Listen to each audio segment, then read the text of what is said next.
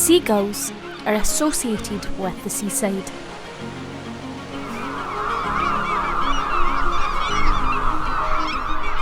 Yet they have also become a part of our city life,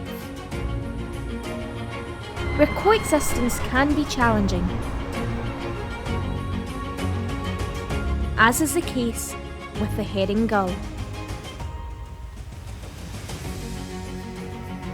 A seabird that is now endangered.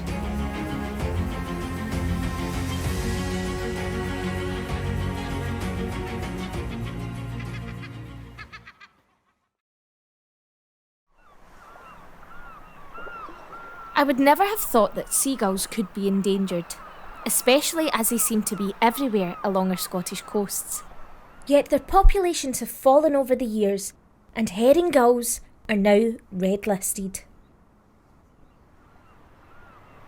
I'm Carla Basu, a presenter and journalist, and I will be looking into the situation in our towns and cities in relation to herring gulls in Scotland. Seagulls, or more specifically known as gulls, as they consist of over 50 different species, are a group of seabirds which have a noticeable presence around our coastal towns. Which makes you wonder, why are they in our urban spaces instead of more natural habitats? So we've got a lot of flat roofs. That's a bit like a massive beach where the birds can go up there. Probably not many people up there. Therefore, we can go up, we can nest, and they'll breed. So it's, in a way, they're moving from those coastal areas where there is disturbance to roofs in urban areas where there is no disturbance. So why do we have gulls here? Because they want to feed. And they've taken account of the fact that humans, we're a very messy species. We throw stuff around all over the place. They've learned a behavior, which is certain areas you will get food. So the best thing to do for that would be, okay, let's not feed them. It's an emotive area. And when you have emotion, it's very hard to argue. I'll give you an example. This person got in touch with me and she said, really interested in your research. So I thought, excellent.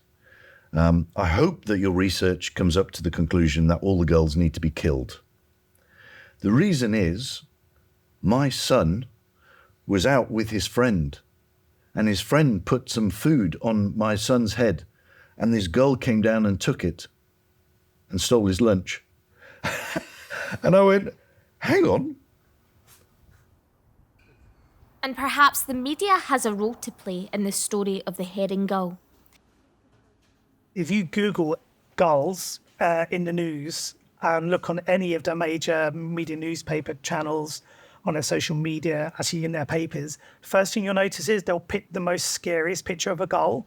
The story doesn't even really matter at that point. They'll just put killer gulls or whatever, they're zombie gulls, I think I've seen headlines of, which is just ridiculous.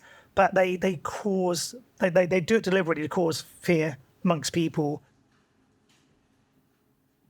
It's a sad fact, I think, that every animal out there is really valued based on what it does for us. So you get your pest species, which most people don't like, and then you get the animals which deserve to live. And it often depends on like how cute they are and how much of a disturbance they cause to our lives. And unfortunately for gulls, they've done such a good job of living near us. And they're also not kind of what we would call cute. They're not mammals, they're not fluffy, they don't have big eyes. It doesn't mean you have to love every animal, you don't have to even love gulls, but just respect that they have the right to live, and we don't get to decide what does and what doesn't have the right to live as a species.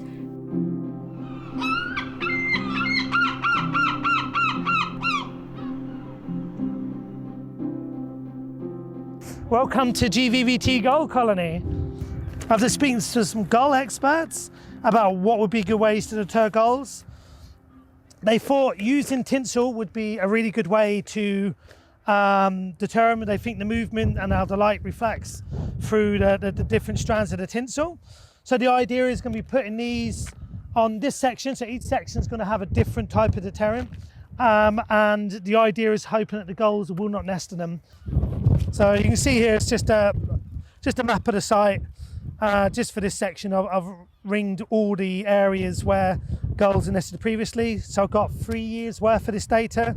So I know exactly where they're going to nest, and it's always going to be in these little gullies and next to the air vents. So the idea is to make sure I place them in those areas, come back and check these in a couple of weeks to make sure they're still in place, and then see what the gulls start to do. And if that's a difference between someone having gull chicks and eggs destroyed, or just having 30 quid's worth of a madman's idea put onto a roof to keep them away, and it works, why not? So I want to try and find a way that we can coexist. Not just we, but other people who don't want to coexist with gulls can coexist without having to turn to lethal actions. So that's done for now.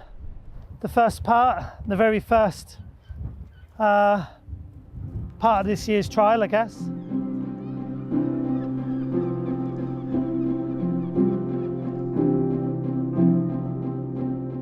Aside from gull-proofing measures such as these, other new approaches can be explored so we can cohabitate with gulls better. The Wildlife and Countryside Act of 1981 makes it illegal to capture, injure or destroy any wild bird or interfere with their eggs or nests. But issues in urban areas where gulls try to protect their nests from human interference has led to applications for licences with Nature Scot that allows for the killing of these birds. Nature Scot were approving pest controllers taking eggs and chicks off roofs, and they would kill them, and that was the only option you had under licence in Scotland. The killing of gulls under licence in as humane a way as possible is known as culling, a method of reducing the population of a species. Should we still do this, now that the herring gull is red listed? Looking at the number of population of gulls across Scotland, all of them are in decline, and they have been taking eggs and killing chicks and removing nests to these birds. And I think when you get to a point these birds are red listed, you've got to stop. Are we viewing gulls merely as pests, or could we see them as a wildlife species like any other? Pretty much our only interaction with the gull is it swooping us to protect their young or to get food from us, or maybe us seeing like them eating something disgusting on the street. So we don't really have a chance to have positive interactions with them. So it's no wonder we're going to think, oh, they're disgusting, they're horrible, they're messy, whatever.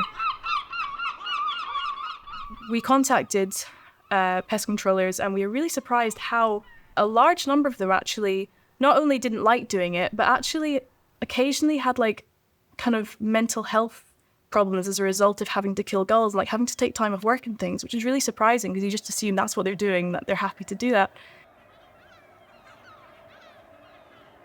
When I did my very first gull job, which was removing 2 gull chicks from a roof of a mosque, and the clients in the mosques were adamant nothing was to happen to these gulls. Now, the license that I applied for only allowed you to kill them. And so I contacted Nature Scot, and I said, I've got these gulls, the license says I have to kill them, but I'm not going to do it. And they were like, well, that's the license, you're going to have to. I was like, well, I'm sorry, but I'll break the law if I need to. I'm not killing these gulls, I'm going to take them to a wildlife rescue centre.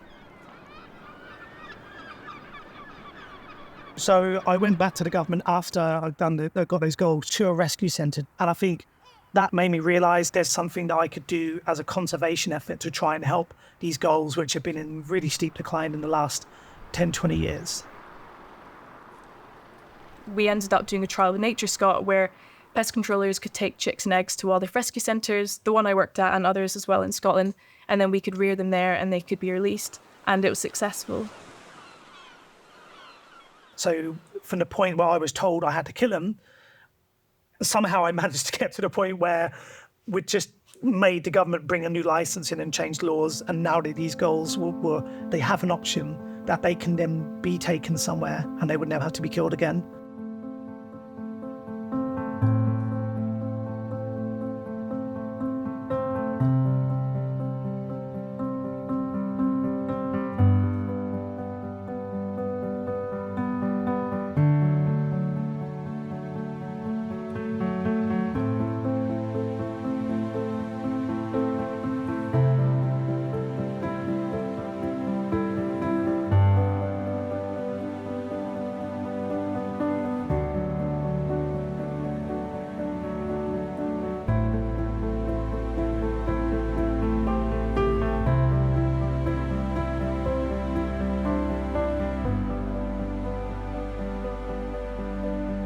Nearly a quarter of the world's herring gull population resides in Scotland alone. And their numbers continue to drop at an alarming rate. By managing our waste, trying to understand a species better, or choosing non-lethal pest control services, we can make a real difference. After all, a seaside without gulls would be a strange sight.